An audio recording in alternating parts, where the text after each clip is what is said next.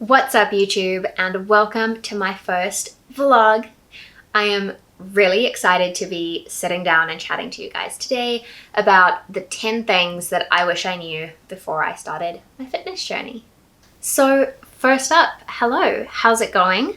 How are we today? It is Saturday afternoon my time, which apart from Friday afternoons is probably my favorite time of the week because it's a Saturday, it's a beautiful day. And I thought, what better time than to sit down and have my first chat with you guys. So yeah, let's get into it.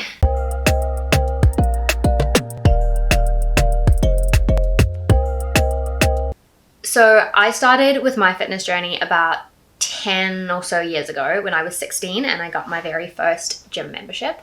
And it has definitely not been a linear process by any means. And I feel like there are a lot of us who can relate to that. There have been a lot of ups and downs, a lot of mistakes that I have made, but lessons that I've learned from those mistakes. But I kind of wish that there had been something for me to read or watch or some kind of heads up on things not to do, because that would have saved me a heap of time. And so that's why I'm here today, to share my mistakes and my lessons that I've learned with you guys. So I'm going to start off with chatting about kind of the exercise side of fitness and kicking it off with point number 1. And that is that cardio alone is not going to help you tone up. And now what I mean by that, I'm not putting cardio down in any way. Cardio is fantastic, and it is definitely something that we should incorporate as part of our fitness regime because it's really good for our heart health, really good for our fitness, and it does help us to slim down and lean up, I guess. I don't know if that's the term, but if that's one of your goals, it will help you in that aspect. But I remember when I joined the gym for the first time and I walked in and I thought, I'm not here to build muscle. I'm not here to run 5Ks. I didn't have a particular goal in mind. I was just there because I wanted to get a bit leaner, tone up, which I think is a very common term, especially among women. And so I thought that by getting onto the treadmill and running or jogging, even walking, whatever, just doing cardio was going to get me there, which it didn't. Surprise, surprise. Doing cardio alone will give you some muscle definition because of course you are using your muscles, but incorporating other forms of exercise such as body weight training or even weight training, other forms of exercise that use your body in different ways that cardio does, is going to help you overall get a much more toned physique, because essentially that's where you're building your muscle. Toning is just building your muscle. Point number 2 is that you do not need a gym membership to get fit. There are so many ways to get fit, to get active, to get your body moving. And it took me a really long time to realize that, which now, looking back at it, I think that's a bit silly. I think when my mindset particularly shifted was when I moved onto super yachts. So for those who don't know, I have been working on super yachts for the past 4 years. And when I was working on boats, that was probably some of the fittest that I've ever been. And I didn't have access to a gym. We were in the middle of the ocean for most of the time, or traveling from country to country. So I had to get creative with how I was going to do my workouts firstly. But working on boats, we were on our feet all day, every day. I was averaging 20,000 steps per day, and then fitting in exercises into either my cabin, which is a really small little room, or sometimes we had a home style gym on the boats, which was helpful. But it really did show me that you don't need a gym membership to get active. On my days off, we were going kayaking and paddleboarding and hiking, and I was constantly moving. And all types of movement are good for your body, and it's actually also really good to switch things up in your routine. Not only does your body love switching up and using different muscles, but it keeps things interesting. I know I love switching things up now. I don't just consider my gym workouts as the only form of exercise. Number 3 is quite a biggie, and that is to throw away the scale. That was a hard one for me because the scale was how I track my progress. I think that so often we put fitness and weight into the same category, and I'm so glad that there are many people, many voices who are trying to move away from that pairing, because a low weight doesn't necessarily mean being fit. And I remember putting in my workouts, putting in the effort into my workouts and feeling so frustrated because I hadn't seen any progress, because the only progress I was tracking was on the scale. Now, because I was working out so much, I was getting more muscle mass, and muscle mass is heavier than fat is. So I was still losing fat, but I was gaining muscle, and so the numbers on the scale were either not shifting or they were going up, and mentally that was really difficult for me to comprehend because I thought that I wasn't progressing in any way, and yet I was working so hard. And so when I stopped tracking my weight, oh my gosh, it was such a game changer. I have never looked back since. I can confidently say I have no idea what my weight is right now, but I now kind of track my progress just by judging how I feel. I'm feeling fitter and stronger and healthier, and to me that is a way better judgment of how we are performing in the gym than just a number on the scale. So, piece of advice, throw it out. We don't need it. Moving on to number 4, and it is one that I've learned recently, but that is to not be afraid of weights or weightlifting or the weight section. They all kind of go hand in hand. I feel like there is this big misconception about women lifting weights, and so many women are scared of getting bulky if they start lifting weights. And I'm so glad, again, that there are so many voices, so many people on social media platforms, on YouTube, so many women who are trying to debunk that myth. Because while men bulk up when lifting weights, they have a completely different makeup to women. And so lifting weights is probably not going to make you bulky. It's more likely to give you that lean toned look. But more than that, lifting weights is so good for a host of things. And there is no better feeling than feeling strong. Since I've started lifting weights, I have been so much more confident in myself, in my body, in its abilities. And so I highly recommend starting to lift weights. When I got started, I know that walking into the weight section of the gym is super, super daunting. And I definitely did not start off by just waltzing in there and picking up a barbell. Instead, I bought myself a pair of 3-kilo dumbbells, and I started following some fitness accounts like Savannah Wright and Jessica Ollie and Whitney Simmons, and there's so many of these amazing women on Instagram that I started following for some advice on weightlifting. I started Googling how to do certain exercises, and I would do things like Romanian deadlifts or just squats with dumbbells and trying to get my form correct.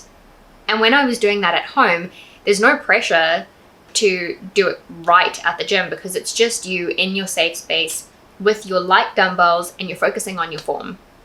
And that's how I started, until I felt comfortable enough that by the time I joined a gym here in New Zealand, I was ready to start progressing in my weights. But by then, I'd been working out by myself at home for about 6 months, so I was already confident in the exercises that I was doing, which gave me that little boost to then venture into the weight section, which I'm here to tell you is not actually as scary as we make it out to be. 9 times out of 10, the people in that section are not even paying attention to you because we're all so wrapped up in how many reps we're currently doing or what exercise we're doing next, or we're all wrapped up in our own routine that people probably won't be focusing on what you're doing in there. So if you've been thinking about walking into the weight section, I really encourage you to do it. It's been one of my favorite changes to my fitness program. And point number 5 is to prioritize rest as much as you prioritize your workouts. I found this one a little bit difficult, especially when I'm at the peak of my determination, I guess I could say. When I'm feeling really amped to go to the gym, you just want to get there every day and put in the workouts. And I remember being at university and sometimes even training twice a day because I found it so much fun. I wanted to spend all my time at the gym. I wanted to put all of my energy into bettering myself and my fitness and my health. And I eventually just burned out because it was not sustainable for my body. I was not giving my body time to recover and repair itself, and I wasn't giving my energy levels time to recover. And so, honestly, prioritizing rest is as important as prioritizing your workouts. At the moment, I'm working out about 3 to 4 times a week and resting 3 to 4 times a week, depending on how my week is going. Sometimes those rest days will be an active rest day where I won't go to the gym or I won't do a heavy workout, but an active rest day meaning that Tom and I will go for a walk, or I'll stay at home and do some yoga or something to get my body moving. Or it'll be a complete rest day where maybe I just sit home and watch movies all day, or I'll sit behind the computer, or I won't do much activity. And both of those are perfectly fine, and both are so needed for your body too. Your body needs the time to recover. When you're pushing your body and your muscles to their max, they need time to take a step back, to rebuild, to repair themselves. And your energy levels need that time too, so that by the time your next workout day comes along, you're feeling good, you're feeling fit and strong, and your muscles aren't fatigued. They're not too tired to get you through your workout. So prioritize rest, guys. It's really important. So moving away from the exercise side of things and moving more into the nutrition and other section of the fitness journey, because there are so many parts of health and fitness to consider. And I'm just gonna throw the first one out there and say that skinny teas, juice cleanses, weird detox tablets, all of those quick fixes are a big waste of money. And please save yourself your time, your money, your energy, and just ignore those. Don't waste your time on them, really. I've tried so many different detoxes, all these things that I thought were magically going to give me the body of my dreams after 2 weeks. More often than not, they are only going to either be worse off for your body, or they're going to do absolutely nothing. And yet they cost so much, and 9 times out of 10 taste terrible. So really, there's just no point in taking them. So just don't do it. Just stay away. It's not worth your time. Which leads me into the next point number 7, and that is that food is fuel, and it should absolutely be seen as that.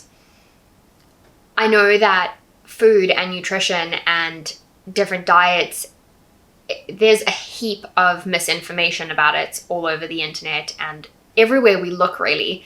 There is so much conflicting information about carbs are bad for us, or no, fats are bad for us. And I think I read yesterday that somebody's saying vegetables are bad for us. I don't know. It's really confusing. And my biggest thing is I feel like we need to stop demonizing food. Something like carbs, for example, has been seen as the ultimate no-go in terms of health and fitness, which is ridiculous. Our body needs carbs. It is one of our main energy sources, and definitely should not be something that we should be eliminating from our diets. I do understand that some people have intolerances to certain foods, like a lactose intolerance or a gluten intolerance. So by all means, if that is your situation, cut out those foods, because they obviously they don't work well with your body. But cutting out things like carbs or sugar or fats or whatever in the name of health is only going to be detrimental, in my opinion. At the end of the day, if we just eat a balanced diet, that is where our body thrives. Eating a healthy balance of carbs, fats, proteins, veggies, and even sugar every once in a while, that is where our body is happiest, because it's getting all of the nutrients that it needs. So see food as exactly that. See it as fuel. It's going to help you through your workouts. It's going to help maintain your energy levels. food is really good for you. So don't feel like it's something that needs to be avoided. Moving on to point number 8, which is hydrate, hydrate, hydrate. If there is a point that I would like you to take away from this video, it is definitely this one. Water cannot be glorified enough. It's a beautiful thing, and we definitely should be aiming to get in as much water as possible. I have definitely been the worst example of that over the years. There were years, when I was at university or when I was starting out as a designer where I was just running off of coffee all day, every day. I think I got to a stage where I was drinking about 6 coffees a day. And I think the only time when I wasn't drinking coffee and I was actually drinking water was when I was actually at the gym, because quite frankly, drinking coffee at the gym sounds horrendous. So yeah, water was not really a thing. And I didn't consider the fact that I was possibly being dehydrated because I was still consuming liquids. But once I cut coffee out of my diet for personal reasons, my body doesn't react well with caffeine, and I started replacing it with water instead, I can't even tell you the amount of benefits I started seeing from it. Things like my skin started clearing up, my hair started looking better, I was glowing a little bit differently, my bloating pretty much disappeared just from drinking water, because your body needs it. Your body is made up of 70% water, which clearly means that we need it. So gonna take a little pause and encourage you to go grab a glass of water or your water bottle and cheers. Let's have a big sip.